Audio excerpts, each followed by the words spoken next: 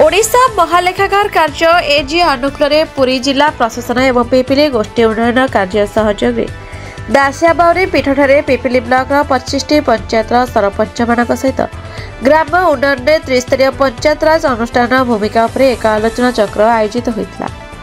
ओडिशार प्रधान महालेखागार डी साहू पराहित आलोचना चक्र वरिष्ठ उप महालेखागार मनोज कुमार एका, उपनिदेशक ऑडिट विभ्रांशु शेखर नायक, पिपिली गोष्ठी उन्नयन अधिकारी, सहकारी गोष्ठी उन्नयन अधिकारी सम्मानित अतिथि भाव जोग देते। प्रधान महालेखागार श्री साहू वर्तमान ग्रामीण लोक कमाधंदा आशारे सहरमुखी होती।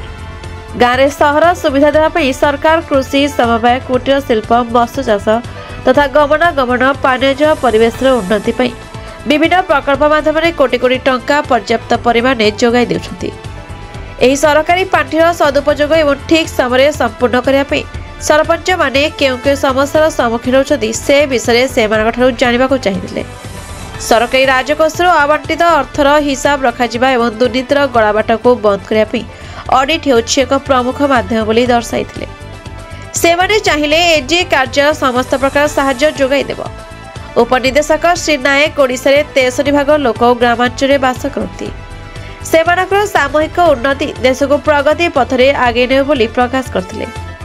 प्रधान महालेखागार श्री साहू आलोचना चक्र शेष में व्यक्तिगत भाव में सरपंच मानक असुविधा एवं अभियोग शुणिथिले।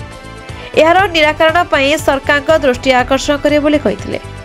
प्रारंभ में वरिष्ठ लेखा अधिकारी भी आनंद भट्ट स्वागत भाषण देथिबा बेले वरिष्ठ लेखा अधिकारी शारदा प्रसाद महापात्र धन्यवाद देथिले।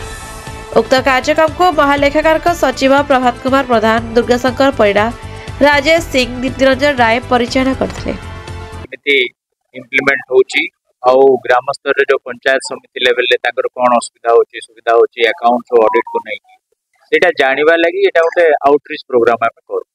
हमें सरपंच मान सहित कथबार्ता करू आउ तांकर जो समस्या अछि खर्च करबा लागि कि नीति नियम रे जदि किछि असुविधा होची तार केमति निराकरण हबो से विषय हम आज चर्चा करू और सरकार को हमर मतामत देबो। सेति पय हम पिपिली दिवाकर प्रधान का report, the Republic Odisha 24 news.